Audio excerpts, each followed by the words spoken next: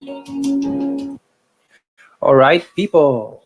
Good, good, good afternoon to everyone. Okay, and we are live ngayon. And welcome to the Build and Bot Show. And we are back kasi nagkaroon tayo ng pause for a week. I know you guys know me for a couple of weeks kasi 'di ba we've been building chatbots for iba't ibang industries, no. Gumagawa tayo ng template where we build bots for different applications and we showed you, 'di ba? Gumawa tayo, we showed you exactly how you do that, no. We are browsing stuff, we are browsing markets, industries, and then actual tayo nagbi-build. So if gusto mo makita yon, just go over dun sa ating page or to my YouTube channel if you're subscribed. So you can scroll up for a bit or talk to my bot. Andun yung mga previous show, yung mga episodes. Today is the episode 4 where iba ang ating gagawin. But it's still our theme to build the bot.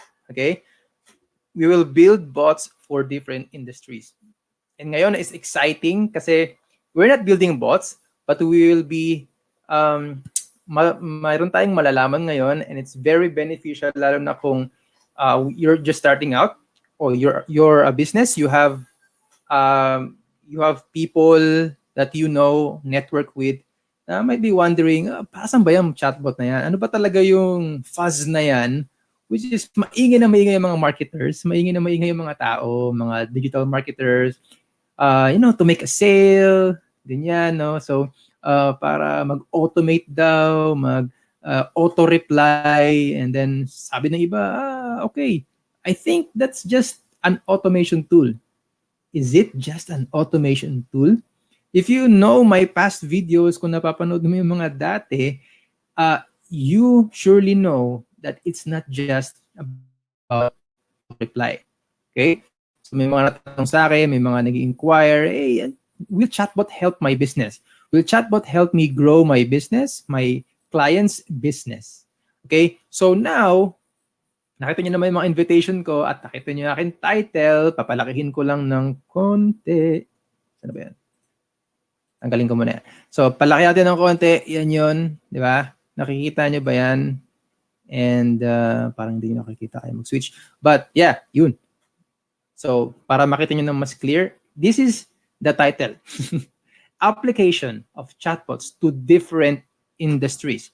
And I invited our guest speaker for today, to this afternoon, si Mr. Francis. And Mr. Francis, to give you some idea, I know him through ChatFuel. Okay? So if you don't know ChatFuel, this is a community where nagagather yung mga chatbot developers, businesses, marketers, and iba't ibang tao para magkaroon ng support to engage, to help each other build bots using ChatFuel. And ChatFuel is a platform where you can build bots, okay? So he's been there before me. Okay? And any one of us here, siguro. Diba? He has passion in building solutions with chatbots. He built bots for local and international, in marketing, sales, and awareness to help other people, especially Filipinos here, and then help people in any way. Kaya ating pag-aaralan ngayon, yung application of chatbots to different industries. And I want to invite now ang ating speaker for today. That's Mr. Francis Dilago. Hello guys. Good afternoon. Hey DJ. Can you hear us? I can hear you clearly. Yeah. Wala kami marinig. Teka lang. I'll try to fix this. Oh. Hello. Testing. All right. Can you hear us, guys? I can hear you clearly, DJ. I can hear you, bro. Wait lang, there's some technical issues. Let me see if I can hear myself here. Hello. Testing. Yon, we can hear you, di ba? Yeah, Right, yeah. All right. nice. So if you can hear us clearly, and just type below sa comments if you can hear us clearly, okay? And Francis Bots here will tell us about our amazing topic, okay? All So bro, right. how are First you? of all, DJ, first of all, thank you for inviting me on this. Ano, wow, it's actually my first time here, and this is my first. So please bear with me. First of all, mainit masyado dito. Yeah, yeah, yeah. Super init dito. Wow. I was in Manila last week and it was raining. Uh, Grabe yung ulan. Yeah, every now and then, grabe yung ulan dito. Sabi ko sa kasama ko. Then, pag uwi namin dito, grabe. Ang init. Yeah, yeah. So, Di ba so nasa please, ano ka no? Francis is from ano from Mati, no? Is yeah, it Davao, right? it's 3 hours from Davao City. So, magta-travel ka Okay. back van. Pag bus, mga 4 hours pag bus. So, may van Okay. or bus, depende sa'yo. Yeah, parang ano to, coastal kasi itong sa amin eh. So, Okay. basically, if Davao Oriental, ito yung province na Region 11, tapos ito yung parang capital city something. Yeah, so it's southwest, no, southeast, yeah, southeast part of, of the country. Yeah, Cool. so, Cool. Just want to greet the guys that are online. Nandito si Vic Man, si I think hello, did Sel, si Ana, si Carmi, sabi you're joining. Ricky, hello. hello everyone. Hello everyone. Just tell us where you from para alam namin paano kayo babatiin. Maybe marunong kami sa mga dialects niyo. Because Yeah, here, mga Bisaya kami. Eh. Bisaya, Bisaya din. So, Yeah, yeah, baka may yeah, yeah, mga taga dyan din, no? Taga Davao. yeah, yeah. Okay, so siguro we will start with knowing you first kasi dito kilala naman ako siguro baka di ako kilala ng iba dito. So I'm DJ by the way. I'm the host of Build M Show, Build M Bot Show, and I've been building bots for you guys. So now we take the floor. No? I give the floor to Francis. So basically, who is Francis? No? Ano ba yung background? Kasi I know you lang sa community. Eh. Yeah, And yeah, yeah. gusto lang malaman about you. Let's take a background siguro. Before doing everything na related to bots or social media, I was in sales before. So, I'm a nursing graduate, right? So, supposed to be mag-nurse ako, right? And then, pero I feel like mas passion ko yung sales. So, andun ako sa sales. From my Mm, first job until the last job that I have, I'm always in sales. So basically, I love parang talking to people, parang ganun. Corporate. I even tried parang direct selling, parang ganun before. First few jobs ko before. Yeah, so I'm very much exposed to sales, and then I realized after nung before I quit selling, that was around before I quit on sales na corporate, it was around 2015 something. mm, Yeah, and then I started my little small business lang na, just selling something on the internet, konti pa konti lang, until I bumped into this chatbot thing, right? So, I was just scrolling my messenger, and then biglang ano to, may mag-auto reply. And me in on sales, I'm like, wow, ang galing nito. So kasi I know pretty much everything about ano yung what's happening on the ground. So yeah, I know businesses need somebody on their front desk, right? 'Di ba? So like in stores, pag may store ka tapos nasa mall ka, yung traffic mo is yung papasok sa mall, right? tama. And I know for I know for the fact that like for example kung nasa mall ka, the only audience, I mean the only traffic that you have yung mga tao sa mall, right? Then I realized about this bot, and then I bump into this, and then I realized, wow, pwede palang ganito. And then made a deep research. So, until I found out meron existent pala yung Facebook advertising, mga ganun. And yeah, that's the time na parang from offline ako selling chat-chat lang until I get into the mood of something. Yeah, I wanna dig into this because this is my thing.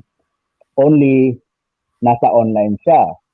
So, during that time, way back, 'di ba? Parang bagong-bago pa lang yata yung ano nun, mga chatbot that time, right? Doon ako sa internet shop. No. Nag-practice ako internet shop. Yeah.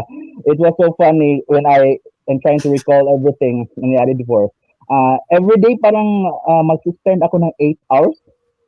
Yeah, just Wow. imagine, bro, imagine that time, yung video pa lang na nasa, di ba ngayon kung titingnan mo on YouTube, ang daming videos about how to do this, do that, do this, until the very specific, until the very best specific process on the features ng bot application. By then, meron palang in the internet is yung first video ni ChatFuel how to create a basic bot, yung parang sa restaurant, right? Remember mo yun? Yung parang Yeah, may, yung pinaka first video talaga when you type bot, wala. yeah. Just that video on YouTube. Yeah, right. That was the time that I got into this industry. And from then, time runs so fast. I just love doing what I'm doing. And yeah. And parang dati kasi parang pagkakaalala ko 'pag nag-type ka ng topic, eh, as in parang how Yeah. you will do it from scratch, 'di ba?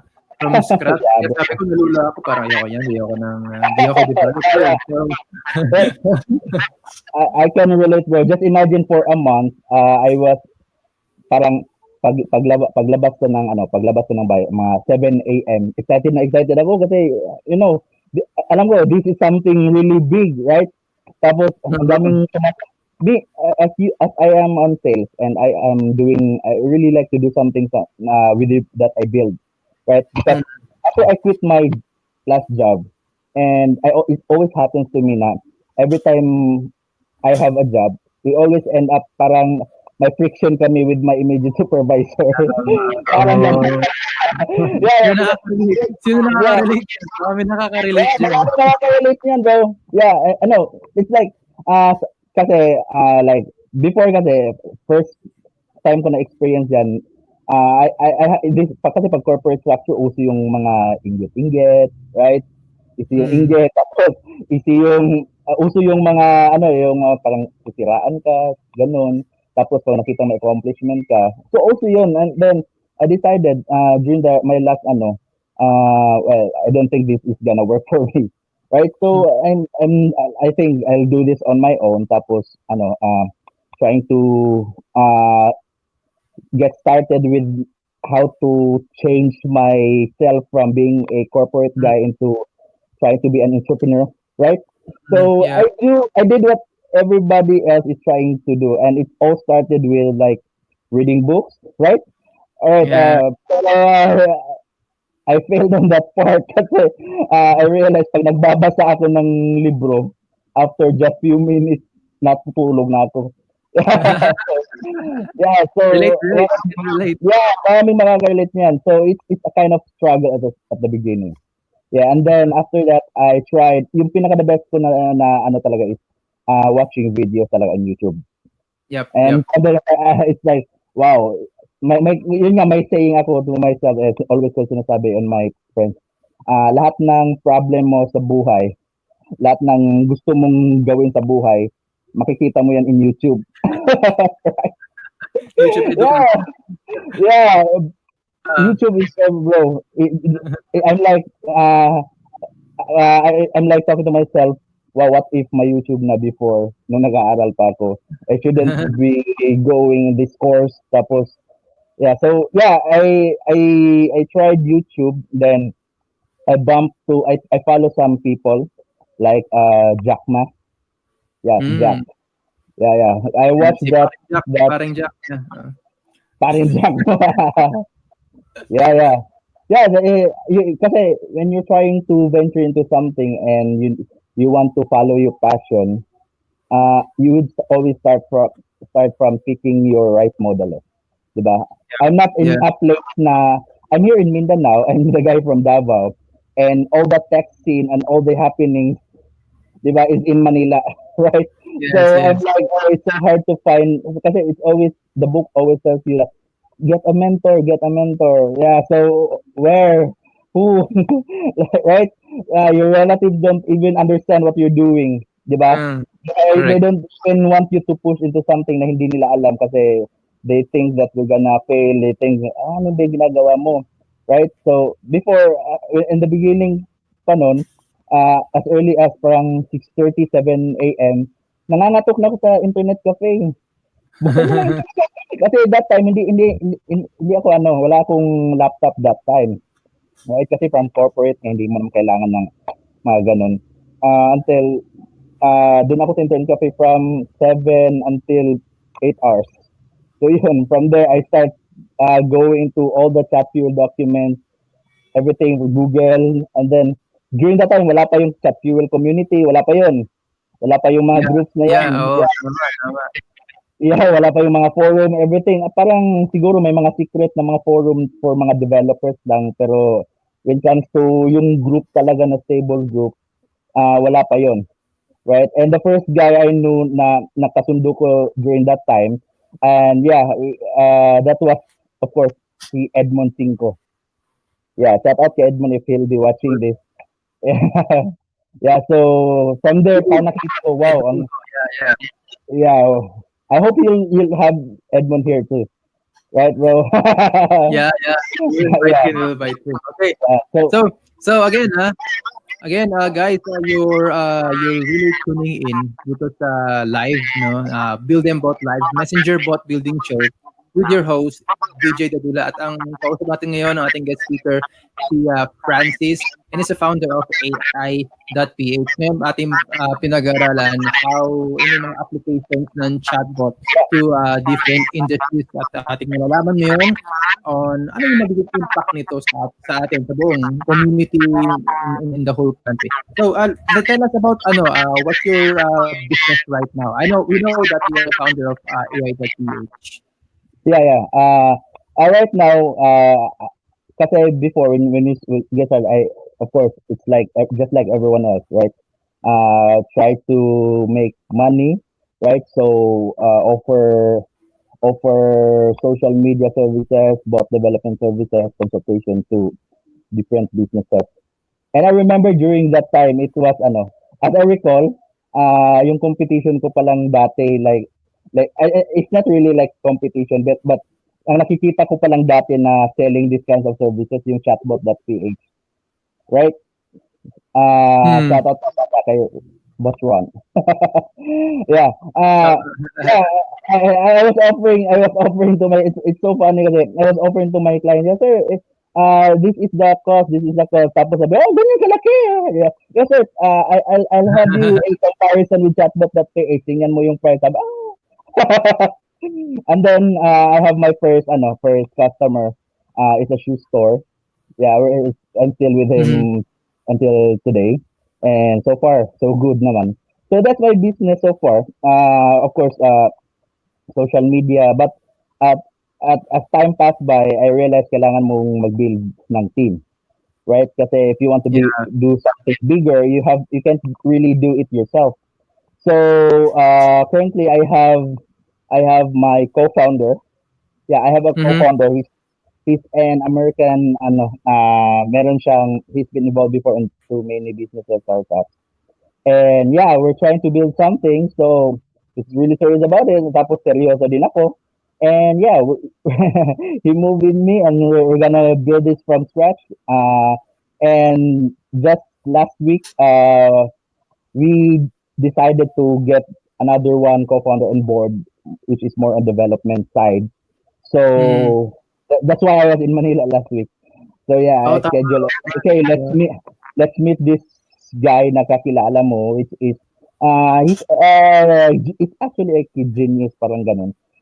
He built his own framework. It's called Maya JL. I don't know if you're familiar with it. I'm I have to admit, nosebleed pa ako when it comes to mga Oh, tech. baka kami din mag-no. Labanan. Yeah, it's more like to make things short. Parang it's like a framework by which when you build something on it, like for example, mobile apps or website, it's much lighter, parang 10 times lighter.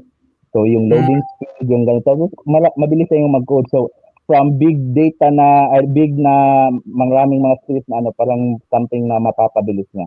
Yeah, and parang from there, we're happy that we have onboarded him, and yeah, we're I will not tell as early as now yet, but we're cooking something. Yeah, wow, yeah, wow.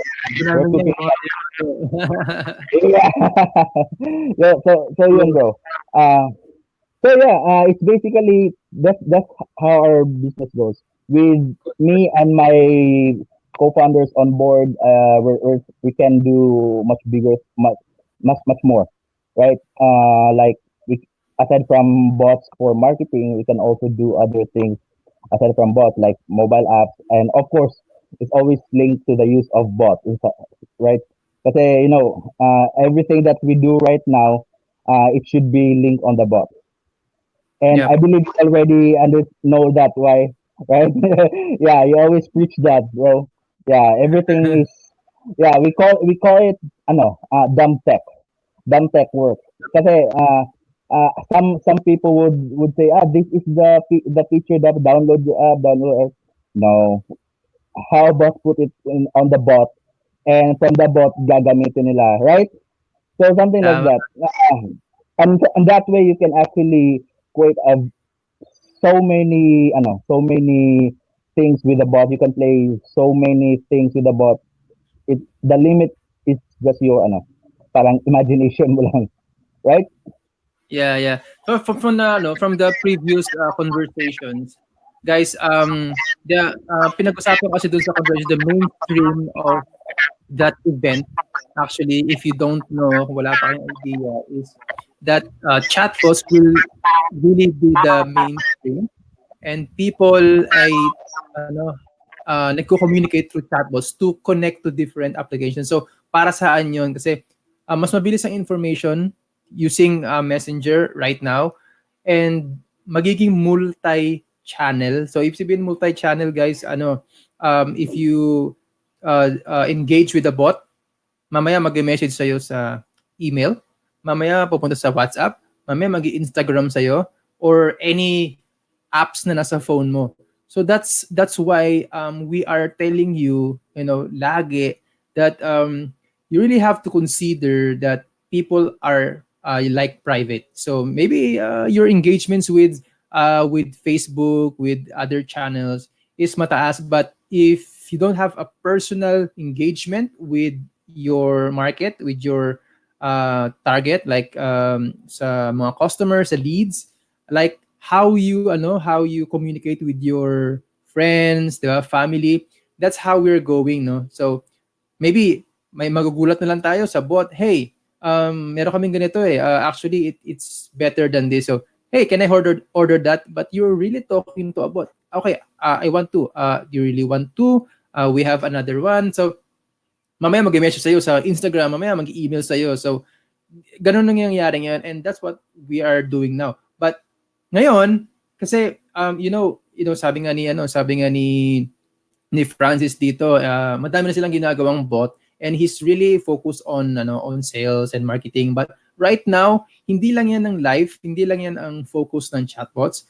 What cool about this is yung ating malalaman ngayon, which is some of his case study, and we're excited to know that kasi meron siyang ginawang bot which will really made an effect. I don't know if I can I can we can tell to people that, but maybe you can tell us some of it, Francis. Yeah, yeah. It's I'll be happy to also introduce our first baby. Yeah, it's called dengue.ph, right? Kasi like the title of this interview itself, the application of chatbot. So first you can use it. Number one is for tracking getting, kasi number one feature na super gandang ginagawa ng bot is to collect data, right? And Yeah. and when we say collect data, it's not just parang maliit na ano. It's possible to reach out kasi Messenger is used by ilan nga bang users ng Messenger, di ba? Everyone you Yeah. know, mas mabibilang mo pa yung tao na ay hindi mo mabibilang yung mga I don't know if in your circle makakilala ka na hindi gumagamit ng Facebook, right? Di ba? Di ba? So it's a very big opportunity kasi when you think of it, everyone is using Facebook. And when you're using Facebook, you're also using Messenger, right? So what if meron kang community-based app by which you can ask information from people or send information from to people using the bot.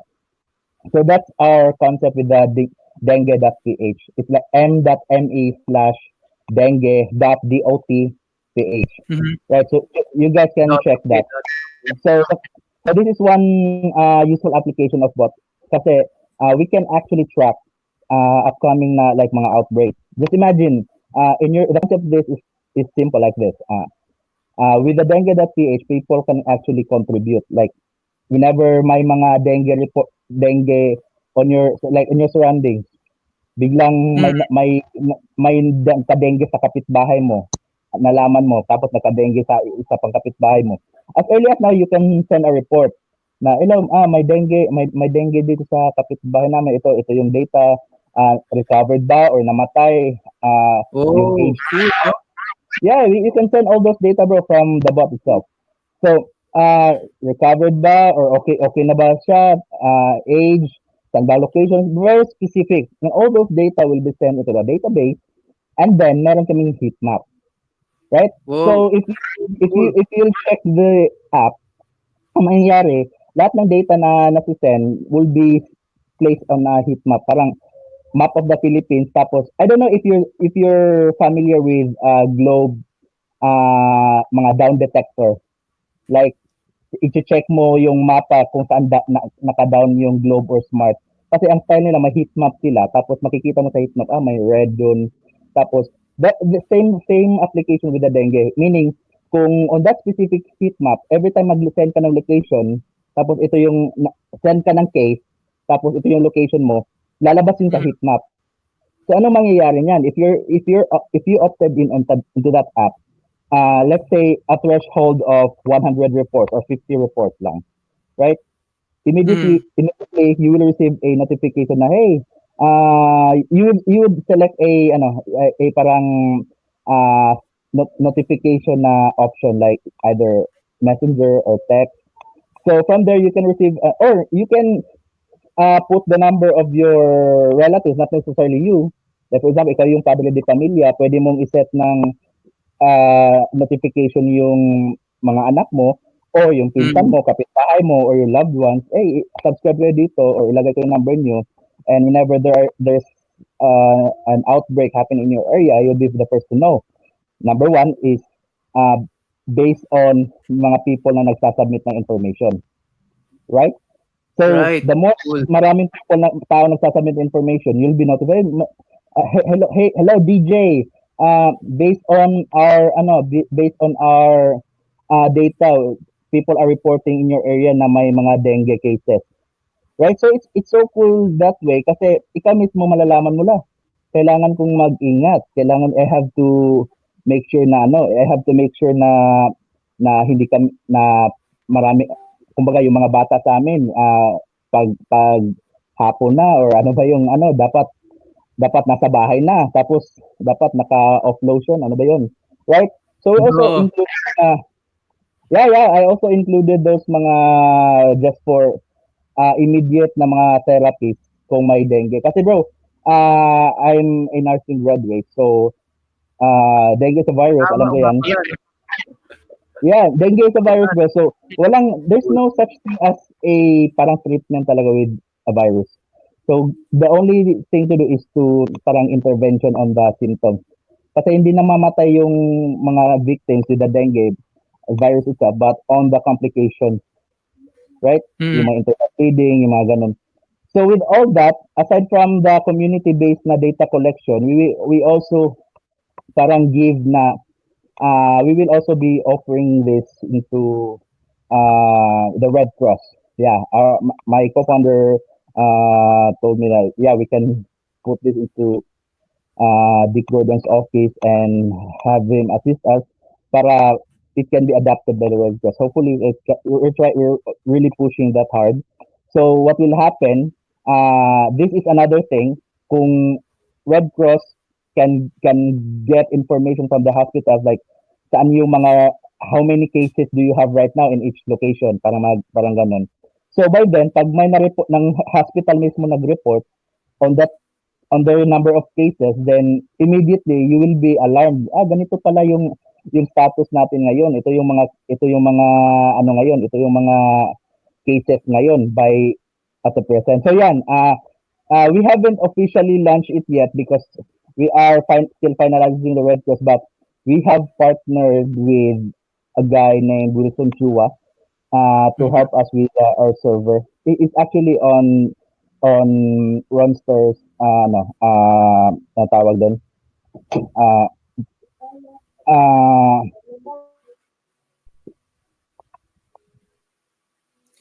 excuse me. Actually, Yes, with, yeah, actually sinusubukan ko yung bot ngayon. People are seeing it right now. Nakikita namin yung heat map dito and it's really yeah, cool. yeah, Like dito sa Dagupan, ang dami pala, may mga pula, no? Ibig sabihin, yeah, yeah. dito madaming cases, you can submit no mga report, no? Yes, bro. Really, really, Basically, yung mga red dots, pag red na red talaga, meaning on that part may namatay, right? ah, Yeah, okay, so okay, if you're in that area, alam mo, uy, may namatay na pala dito sa area namin, right? So, okay, i-zoom in mo okay. lang na ano, and once it's fully launched, just imagine everyone who has access to Facebook Messenger can use this, right? Okay. So those are the kinds of opportunities na pwede gamitin using the bot.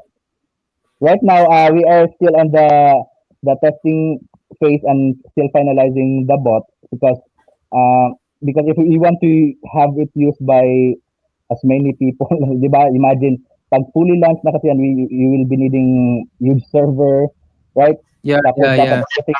dapat everything is flawless kasi with all the data coming in, right? So yun, as well as all the on the part of the notification system. So we also have that, and as well as the inclusion of the Red Cross. So the advantage of having the government work with us with this is like let's say they will report on your area, yung report sa area niya nagsabi sila, oh may 100 cases na kami ng dengue ngayon. Well, hindi Mm-hmm. pa yun, in the hospital, grabe, alarming na on the hospital, right? Busy na sila masyado doon. Ang dami ng mga ano doon, nire-report na nagkakadigit. Pero in reality, dito sa atin, parang meron ba? Wala naman tayong alam, right?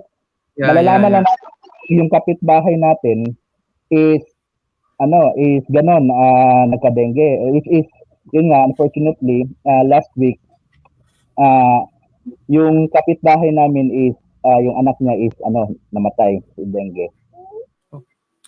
Okay. So So that's so this unfortunate. this really can nakikita ko no, this really can help. Like kasi mas mabilis ang communication. So guys, if you're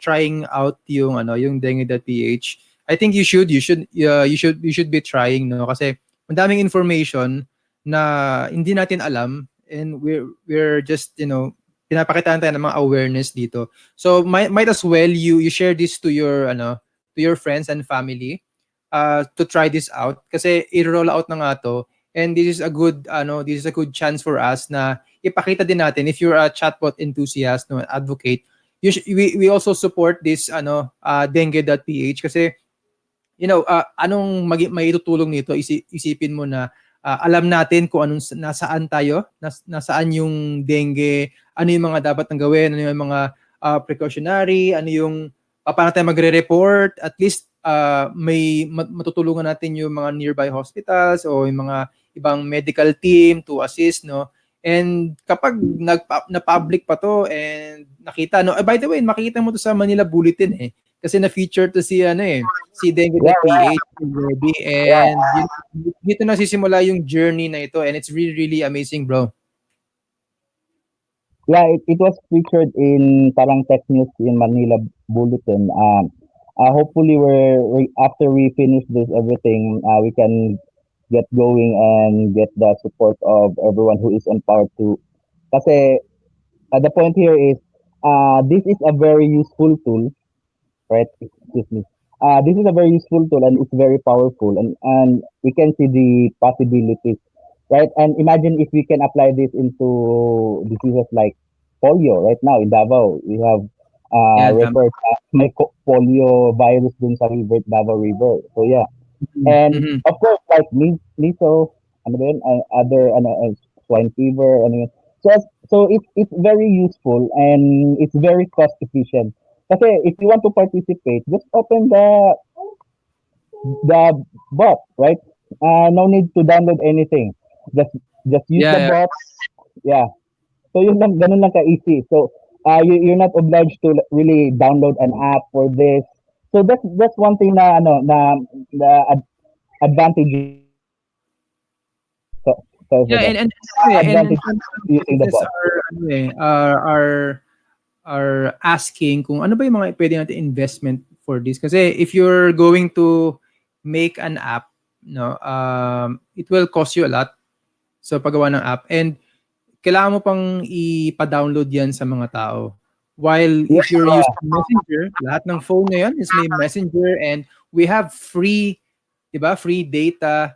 At kagandahan nito, if you're on, even if you're on free data, you can still access dengue.ph or any chatbots out there if you're using free data, or maliban na lang kung yung ano yung light. So may mga functions doon na hindi gagana. But if you're on free data, okay na okay to. You get the information that you need, instant messages, and marami ka pang matutulungan na iba. Kaya that's why other things, bro, na you think, no, yung magiging impact nito, kasi I know you build bots a lot. Madami ka nang na-build, kasi dito pinakita na namin dito paano build ng bot for a fruit stand, for Lazada, for example, in e-commerce, or mga real estate. So what can you share with us, no? Some case study at paano naging impact ito sa iba't ibang industries. I think the best way to start that is asking, ano yung pinaka-best feature asset ni Facebook Messenger? The best feature for me, the best feature or asset ni Facebook Messenger is the fact that everyone is using Facebook Messenger, right? So Correct.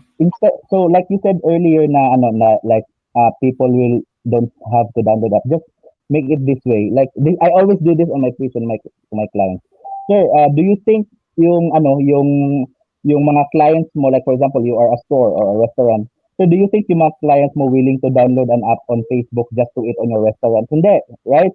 So why would you like ikaw, da-download ka pa ba ng app ng isang restaurant para lang kumain ng meal like once a month, twice a month? Hindi, di ba? Even if Uh, suki mo siya, even if suki mo yung restaurant kasi masarap yung food nila, it's not that ano, like, hindi naman like everyday ka da-download ka talaga ng app kasi parang tapos pag nag-update yung app ng restaurant, i-download mo ulit, right?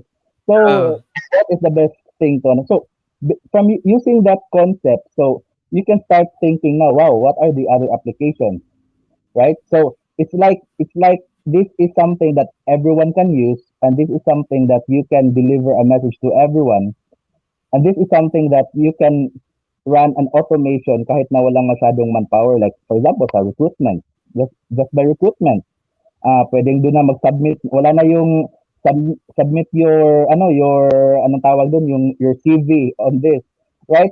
From the bot itself you can ask mga anong tawag doon, mga pre-qualifying questions. For example, call center, 'di ba? Pre-qualifying questions, this, tapos send document.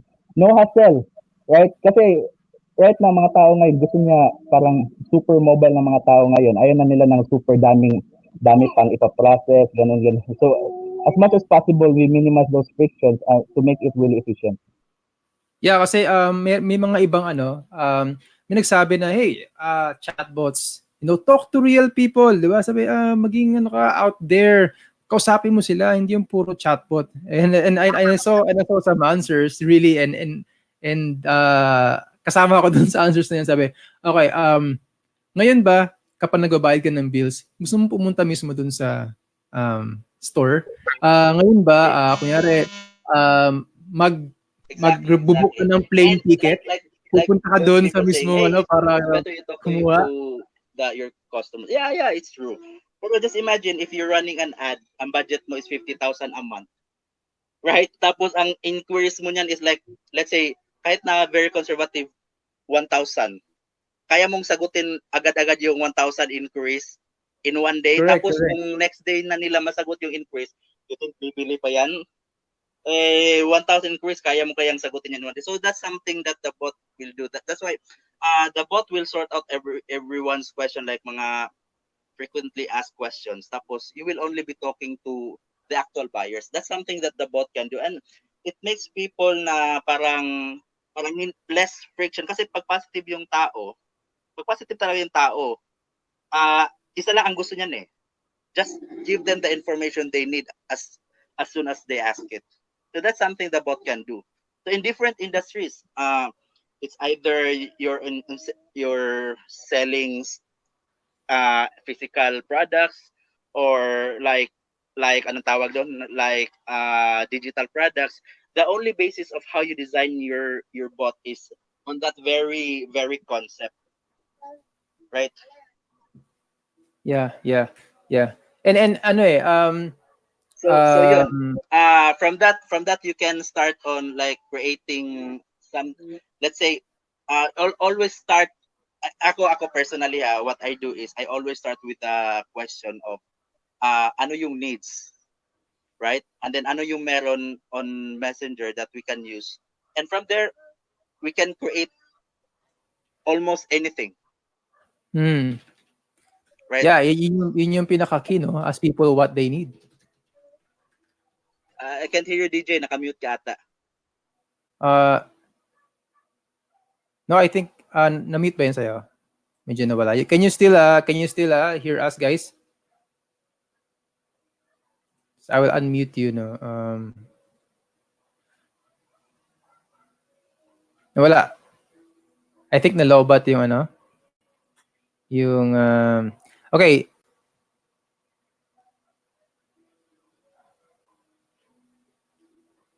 we lost Francis.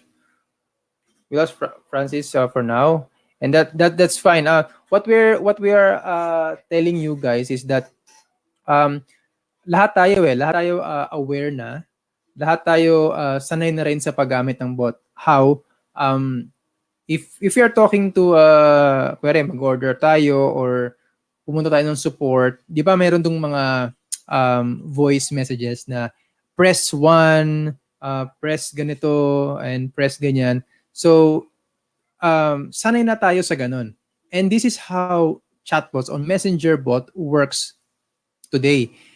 You're not going to call someone and then press 111. But mas mabilis dahil meron tayong phone and it's free. And then we can just type sunod-sunod kung ano yung ipapakita ng bot. And that bot should help us na mapunta tayo dun sa kailangan natin. That's what we're doing. That's you should be doing sa chatbots. Madami kasi yung bot ngayon, which is, if you're aware na nangyayari, spammy bots, which is naging ayaw talaga ni Facebook, at Yeah, yeah. madaming namamatay ng mga businesses o sina-shutdown ni Facebook dahil yung mga users nagrereklamo that you keep on follow up, hey, have you buy this, have you seen this 30%, 30%, 50% discount. So it's not that way, no? Sana hindi ganun maging concept natin na when we're building bots, kasi gusto natin mag-follow up, okay? It's good that we can follow up, but we have to really, put our shoes doon sa user.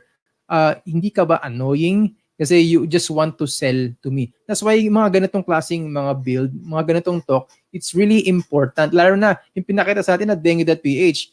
How is that comparable doon sa puro benta, puro sales? This can also save lives. So you put your think outside of the box, and let's help some problems, no? We solve solutions on different problems like dengue.ph and other stuff na sinasabi ni Francis. You're back, bro? Yeah. I'm sorry na may tumawag kasi and yung line ko naputol. Okay. All right, Okay. right. Cool, cool. You were right, bro. You were right, bro. Actually, yun din yung one problem ngayon with the chatbot na ano the world, and we can't really blame it kasi yung technology is very ano. But uh, on my point kasi, the very thing that I do is the convenience itself lang. Doon pa lang sa point na the convenience of your customer to be able to answer all those inquiries 24/7. That's very big na, right? So the broadcast Mm. itself, syempre, the broadcast itself is useful, but then again, the user experience will be erased. Parang mawawala yung ano value mo. So kasi before, even though before wala pang restrictions, I don't really send like every day. And that time pwede pa tayo mag-send no ng na how many broadcasts in a day, no? But I Yeah, don't yeah, do yeah. it because based on my observation, based on numbers that I'm observing sa mga ano based sa data na based on engagement on the sales, when you keep on like following up or just broadcast, the more na yung mga tao parang yung page mo parang hindi nila ini-engage na masyado kasi the moment they see your brand parang ay, 'di ba, parang ganun, ay dito naman siya, Mm. dito. So negative na yung ano, negative na yung impression ng brand mo. You can kasi the thing with bot, we're on different industries, right? And right Yeah. now we are very much limited kung ano lang yung type of broadcast that we can send. Mm. So like for example, if I am an e-commerce store, yeah, of course mahirap 'yun on the e-commerce kasi you have to kasi hindi mo na magagawa yung mga follow up. But then again, here's the thing. Uh, Pwede mong laruin yung loopholes ng rules ni Facebook as long as wala kang ma-violate na rules. Let's say Yeah, yeah, yeah. you will send a broadcast na like new feature, right? Then gumawa ka ng new feature on your bot, then mag-send ka ng broadcast, right? Tapos on that broadcast, maglagay ka lang ng isang button doon going to like let's say new arrivals ng store mo or something like that. It's some sort of ano lang strategy. So far on the broadcast side, wala naman na ako so far wala akong never ako nagka-problem na yung page ko is na totally na black dahil super Mm. spammy. Kasi I Mm. always respect people and I put myself in the shoes of those people on the people na mga customers ng clients ko. Kasi sometimes din kasi uh, yung mga business owners mismo, they don't understand the concept of the bot. Yung iniisip lang nila is broadcast something like that. They don't Yeah, see yeah. the value. They don't see the value ng ano like kasi the best experience, ganitong best experience, they should always come from the page on their feed. Kasi from the feed you give them magandang picture, magandang campaign or magandang anything on the feed, wala kang problem with the violations noon, right? Bigyan mo lang Mm. sila ng magandang picture tapos bigyan mo ng chatbot link or REF link. Then balik Mm. na sila sa bot to get your offer. That compared to everyday or every now and then nabo-broadcast ka and yeah, yun nga ang problem. So yeah, it's just a matter of setting up a strategy based. So for me as advice on that part no kasi that's very critical right now. I think you should really like I'm really happy bro kasi that you always giving tips yung mga what are the tips para yung mga ano yung proper way to send broadcast yung mga ganun. It's very helpful especially sa mga bago pa lang na mga ano nagde-develop ng bot. And it's the best way then to make people understand that the bot is just a tool.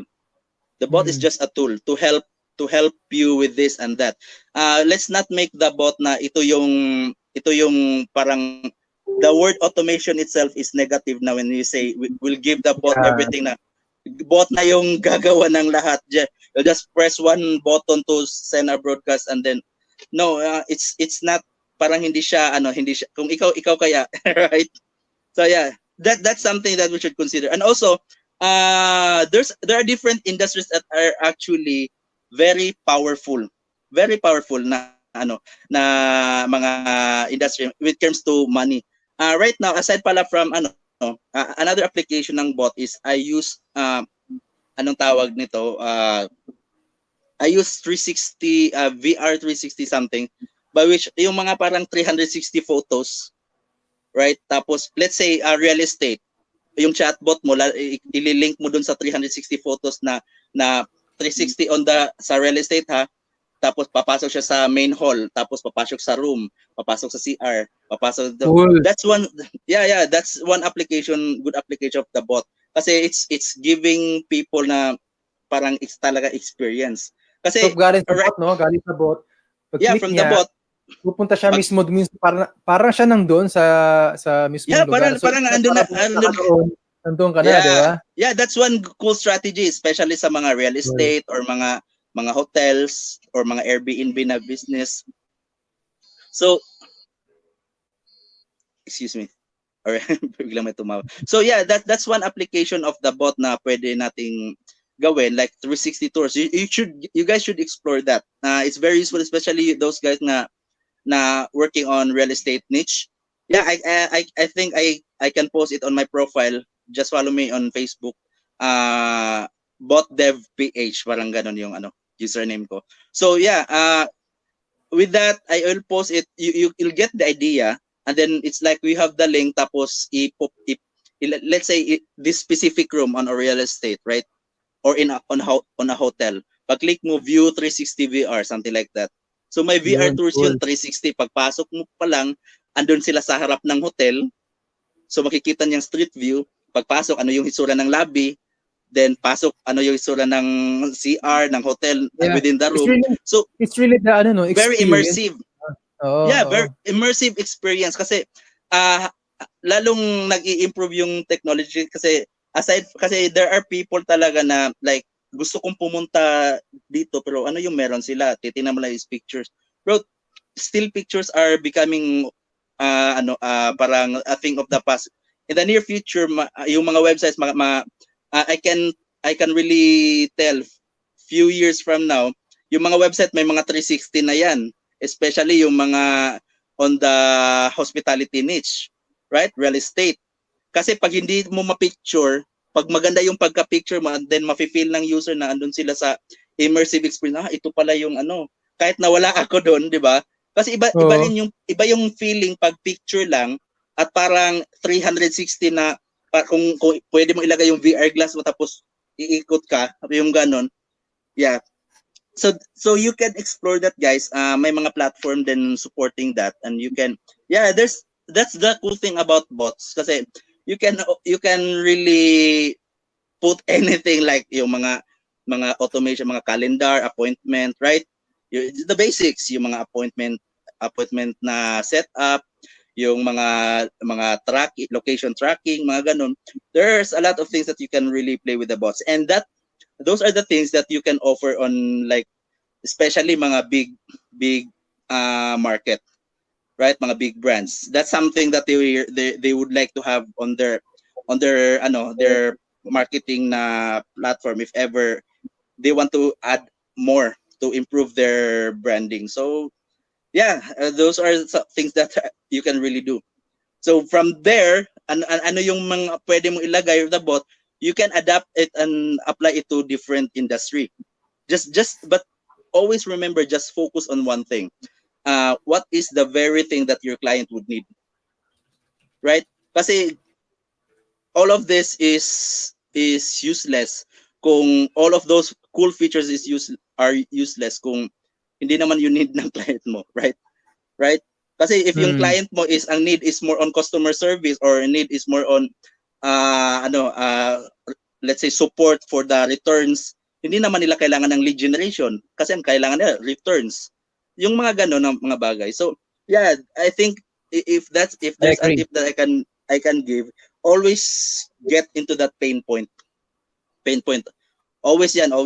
Don't ever underestimate the pain point of your clients, because on that pain point you can even leverage the price, right? Right, kasi that's what they need. I agree on that. So like ulit note, no, always get the pain point so you can leverage price. So kasi may mga nagtatanong like sa Chatbot marketing hub, nagtatanong doon how do we price, no, yung chatbots dun sa clients kasi if we compare it sa US, sa ibang bansa, Yeah. iba't iba yung pricing, no? So Yeah. we would like to assure now we won't charge really high, no? Kailangan reasonable. That's why you always get the pain point. It's okay to charge Yeah. high, Yeah. but you have to deliver it right, okay? Para ma-leverage mo yung price. Hindi yung basta okay, maybe a simple bot at cost you 1 million. So it really depends It's true, true. in the Posible market yun. kasi nangyayari kasi yan na hey, I can build you bot here but the price is really high. Maybe nakakatulong siya but ano yung naging effect, no? Does it really increase yung experience ng customers nila or ng sales nila? So, siyempre clients will give you more if kapag nakuha mo yung kailangan nila. Okay? So Yeah, that's yeah. what we are trying to tell people na you learn how to get their hearts, no, yung ano ba yung kailangan talaga nila. Like now, Yep. why are you watching this? Maybe you're wondering paano ko magagamit ang bots sa ibang industry. And now you're learning here. So, charge namin kayo ngayon. Yeah, it's So, always joke free, lang. bro. It's Ang always free.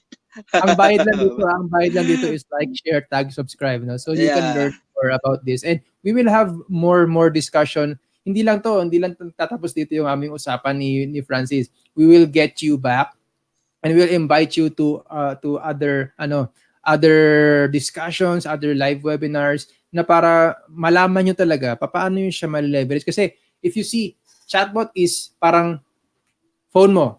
You're always holding, sino itong hindi mahawak ng phone? Always holding your phone, Yeah. then you can connect instantly to different places. Like, share ko lang yung ginawa kong bot dati na education, which is sino yung mga IT dito, no? So, meron ako tinatawag na Linux bot where they learn Linux through their phone. Okay? So, they browse, no? Doon sila nag-aaral sa phone nila. Hindi na sila lalabas, hindi na sila alam mo yun, pupunta sa iba't ibang website, pero nandun na lahat, so doon sila Yeah. nag-learn. Ngayon, they can also do codes, they can search how, ano yung mga commands. So, those are the things that na pwedeng maitulong mo. Hindi lang sa makagawa ka ng bot, kailangan may impact. You should know kung ano yung kailangan nila. And in my case, kailangan nila ng education, which you can explore. You can explore even sa education, maybe sa health, maybe sa environment. That's what we're pushing right now, no? So let's just not focus on marketing and sales. Kasi pwede mo siyang gawin eh. Like Yes. if you are environment, maybe meron kang sinusupport na local industry na you can sell it to them. Let's make sure you have the value. You're providing value to them. So maybe you're helping farmers. So maybe you can, gawa ka ng bot awareness, ano ba yung mga crops na kailangan malaman ng mga Pilipino, para saan ba Yep. to, ano ba yung nangyari sa government. You can build those bots to build an awareness at doon ka mag-invest. And then after that, you can offer na, hey, you want to support us? Okay, meron kami ditong buttons that you can support us, buy our things.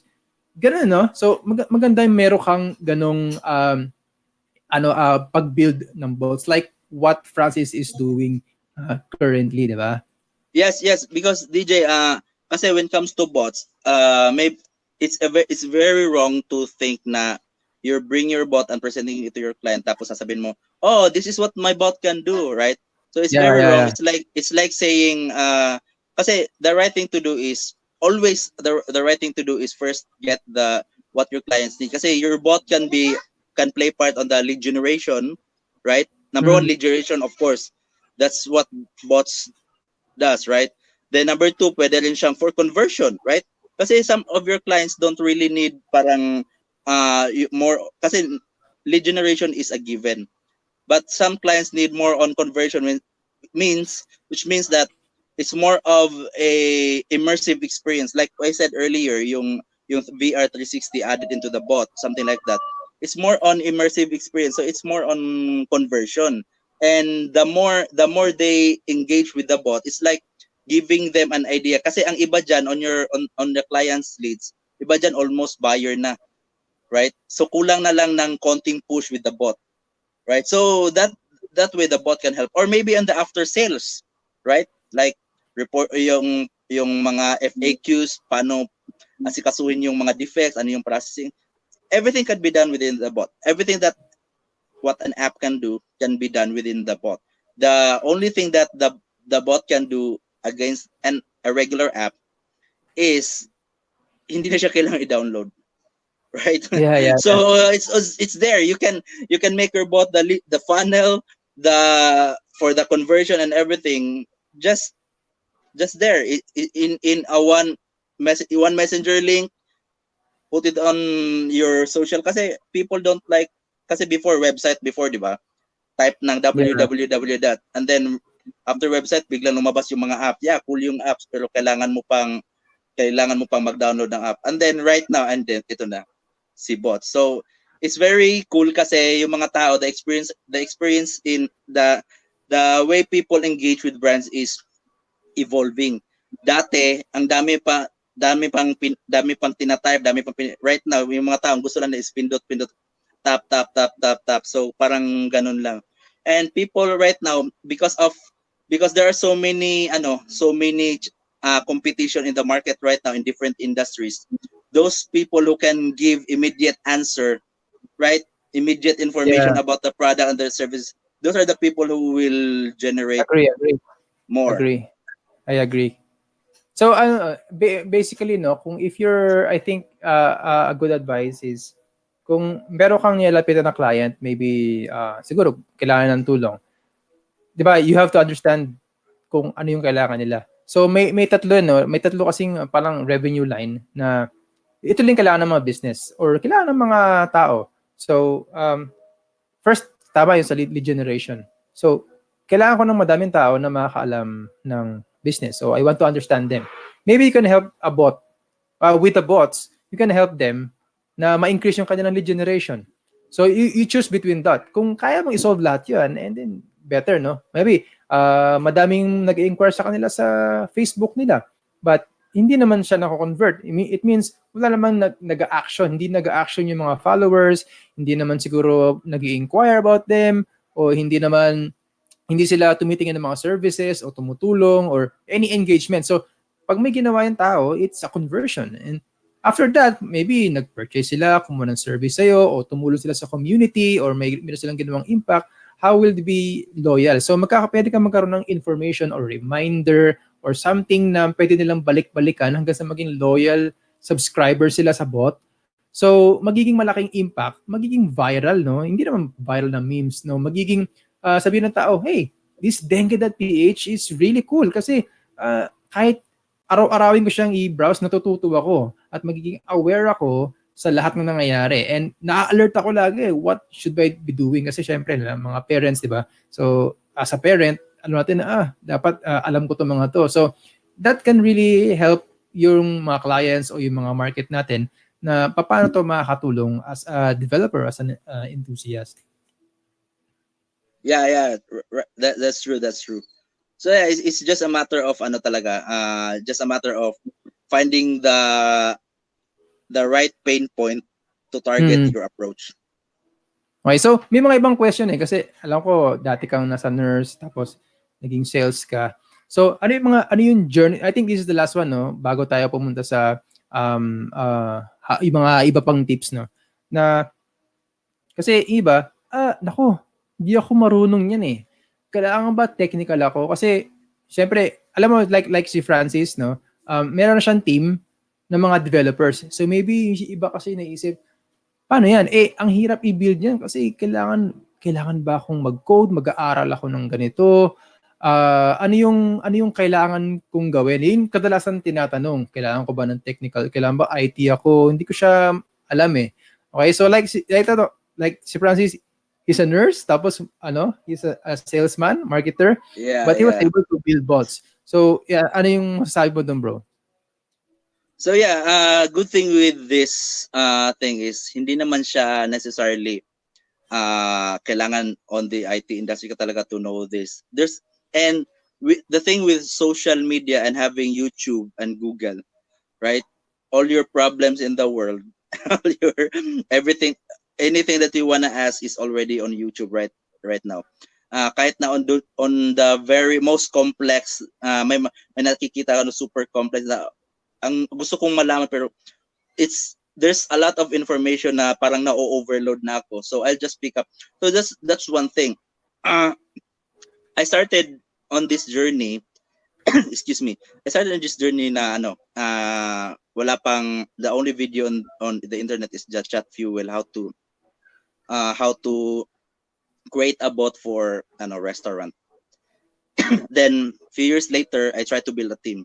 So it's just a matter of not really doing it by yourself. Just delegate it to your, find somebody, right? So if you share the same passion, build something. Ganun lang. Right? Tama eh. Excuse me. So yeah, That's really cool. Tama, I agree with that. kasi bro, if you want to, kasi if you want to do it by yourself lang, then and have this earning contento ka na on this, no problem with that. Money is not an issue. Your hard work and your wit will be your limit. Kumbaga, ikaw walang pumipigil sa iyo to do what you in terms of financially, walang pumipigil sa iyo how much you want to earn a month. But always remember, kasi in any industry, kailangan mo talaga ng expertise or like passion on everything that you do. Kasi even if you're skilled with this, but you're not really that passionate, wala pa din, right? So find something na like you're very good at, tapos you're really passionate. Kasi when you do that, kung nakita mo yung hindi mo alam may passion ka pala nito, ngayon right now gumagawa ka ng bot, tapos iniisip mo saan kayang industry yung ifo-focus ko, wala akong alam dito pero gusto ko to, then doon ka sa gusto mo, tapos may alam ka, and it will adapt your skill, because mas less yung effort nun, right? And then mas na-enjoy mo yung ginagawa mo, right? Tama. So yeah, and then in the future, if you really want to do something really big, then start looking for other people who can complement your skills. Kasi hindi mo naman magagawa lahat right? Kasi when you're trying to build something, everyone knows this, especially those guys who are building and doing something.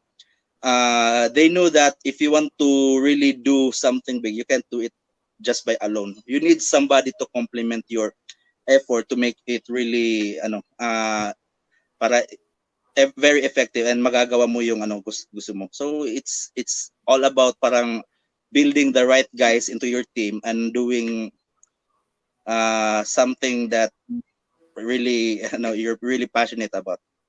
Yeah. Cool.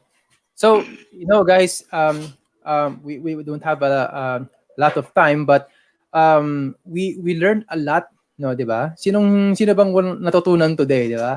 Kasi Francis Bot has a lot to tell us, and sabi ko nga hindi maging first, but we will come back again. So madami pang projects ngayon si Francis and all other developers, and this build them bot show will provide you yung mga inputs na yan, mga insights, at meron pa tayong mga interviews in the future ng mga real bot developers na nagkaroon ng malaking impact. Okay, so sino may gusto nun? You make sure you subscribe, you like this page, maybe this post, give to your friends or network para maging aware din sila, so we can support this show. Kasi madaming nasa likod na hindi natin kilala na nakagawa ng malaking impact. Okay, you would not know kung sino sila, guys. So abangan nyo yan, kasi we will provide you yung mga tao na yan. And if you have questions to bigay ko lang yung link hold on.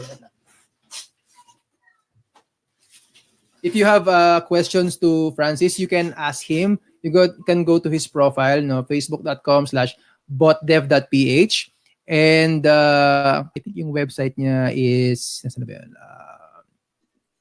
Ai.PH. To learn more sa kanilang company, yung Ai.PH. At kung taga Davao kayo, malapit kayo sa Mati, pwede niyo puntahan siguro pwede niyo makipag-meet just to learn more and matuto pa kayo, sabi niya, may mga natitira pa tayo mga tune-in. Sabi ni Job, sabi niya, love the advice, Sir Francis. Wow, Tuwang-tuwa siya, no? Sabi ni Cram, oy, this is a champ, no? Sabi, tama, good point. Thank you very much for watching. Guys, if you, sabi nga namin, if you want to learn how to build bots, don't be afraid to go to YouTube and Google. Madami kayo matutunan. Go to the Yep. community like Chat Fuel, like ManyChat. Madami kayo matutunan doon. But guys, I want to let you know also that Build and Bot Show is a show that you know you can learn more about chatbots. But if you're wondering paano siya i-build or nahihirapan kayo and you need someone to to sit there with you or turuan kayo, we also have a coaching program. We have a mentoring program where you can go sa chatbotmarketingpro.com/camp, and it will be open on October 1. This is the last the last the last batch ng taon. And next year we have a more amazing stuff na ituturo kasi this technology is really changing, and you can get your reservation. This is a waitlist link, no? Hindi siya open ngayon, but you will get that open and you will be notified kapag nag-sign up kayo dun sa waitlist sa chatbotmarketingpro.com/camp.